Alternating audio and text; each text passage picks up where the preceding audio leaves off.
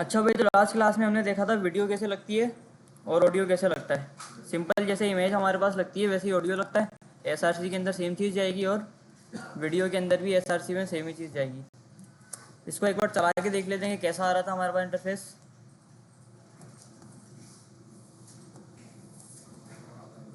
चलो भाई चल जाओ।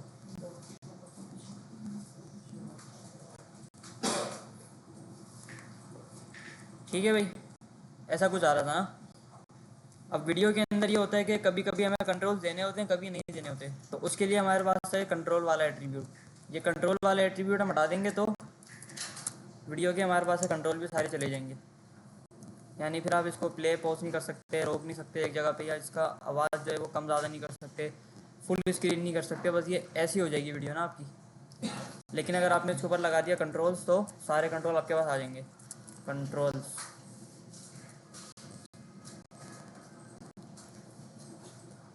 ये आ गया सारे कंट्रोल ना। अब इसको आप प्ले पॉज कर सकते हो, आवाज़ को यहाँ से कम ज़्यादा कर सकते हो, कंट्रोल कर सकते हो। ठीक है, इसको फुल स्क्रीन कर दिया, फुल स्क्रीन से हटा दिया, यहाँ से वीडियो को डाउनलोड कर लिया, स्पीड बढ़ा दी। बिल्कुल सेम काम ऑडियो के साथ भी होगा। अगर ऑडियो के हम कंट्रोल्स हटा दें यहाँ से तो ये गायब हो जाएगा।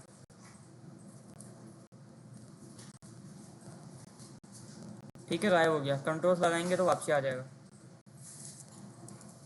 कंट्रोल्स, लूप से क्या होता है किसी को पता है? लूप से क्या हो रहा था? हाँ, वीडियो जब एंड हो रही थी तो दोबारा से रिपीट हो रही थी। और म्यूट से क्या हो रहा था? आवाज़ बंद हो रही थी वीडियो की।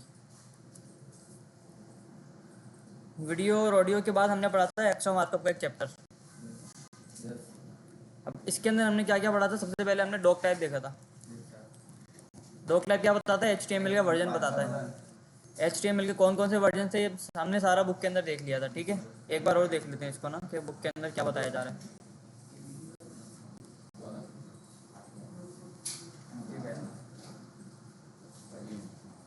बुक के अंदर क्या है भाई? कौन वाला चैप्टर है? ये आ गया HTML के डिफरेंट वर्जन्स। अब जो HTML 5 के अंदर है वो ऐसे लगता है, 4 के अंदर ऐसे लगता था, ये जो ट्रांजिशनल वाली थी इसके अंदर ऐसे लगता था, स्ट्रिक्ट वाली के अंदर अलग तरह से लगता था। तो डिफरेंट इन्होंने यहाँ पे वर्जन्स बताए हुए हैं HTML के। इसके बाद मेटा का टैग हमने पढ़ा था। ये क्यों इस्तेमाल होता था? SEO के लिए, या कोई इन्फॉर्मेशन अगर आपने डालनी है वेबसाइट के अंदर तो उसके लिए इस्तेमाल होता था। जैसे यहाँ पे मैंने डाल दिया नेम और कंटेंट करके। नेम इसका एड्रेस है और कंटेंट इसका सैलानी है। नेम इसका होता है और कंटेंट इसका अपना नाम डाल दिया मैंने। अच्छा, इसके बाद क्या पढ़ा था भाई? कमेंट्स का पढ़ा था एक ना।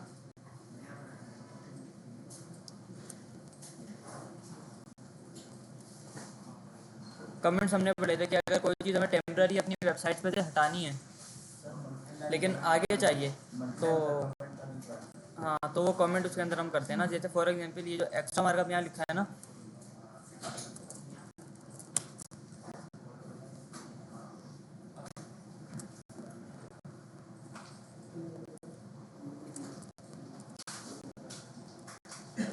ये जो हेडिंग यहाँ पे लगी हुई है, अब इसको मुझे एक बार ना हटा के चेक करना है कि इसको हटाने से मेरा वेब पेज कैसा लगेगा।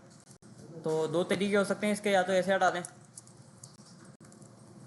या तो ऐसे हटा दें तो हट जाएगा।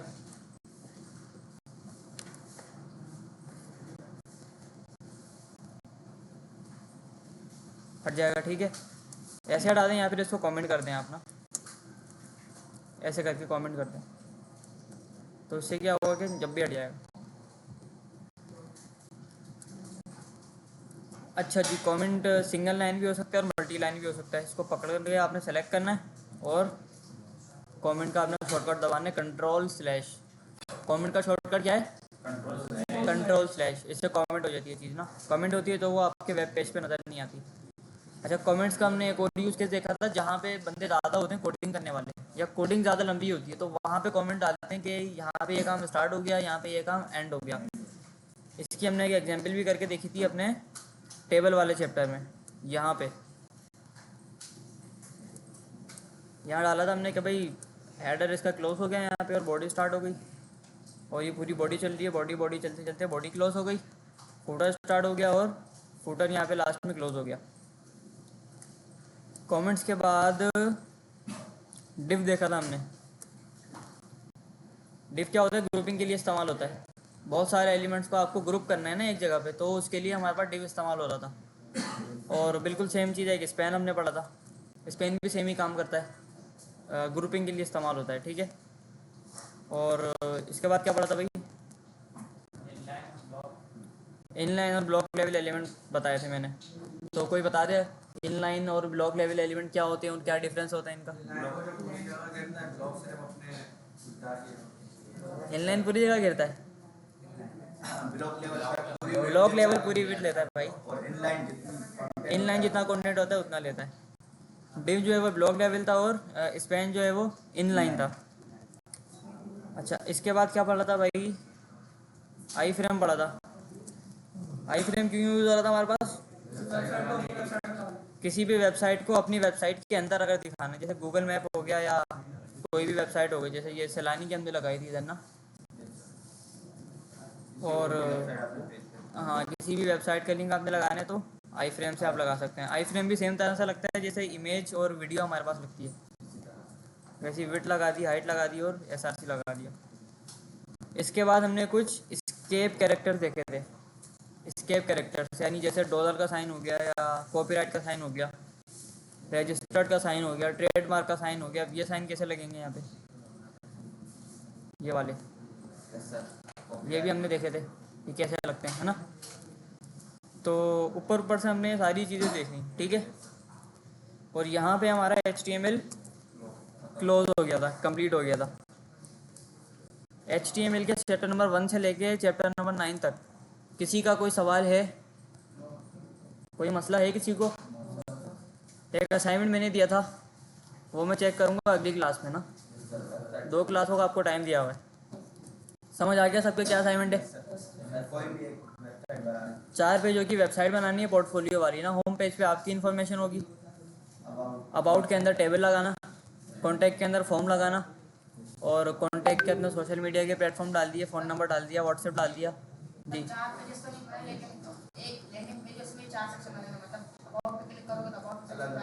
वैसा बना दो, वैसा बना दो मसला नहीं। हाँ ठीक है। तो ये लास्ट क्लास हमने देख लिया कि लास्ट क्लास में हमने क्या पढ़ा था, और सारी चीज़ें आज हमारी कवर हो गई हैं। HTML हमारा ख़त्म हो गया है, ठीक है। अगला जो टॉपिक है वो हमारा CSS का है, CSS, ठीक है। अब बताओ CSS पढ़ें या गिट पढ़ें? गिट पढ़ लें पहले, CSS अगली क्लास में पढ़ें। जी सर। टेबल वाला क्या?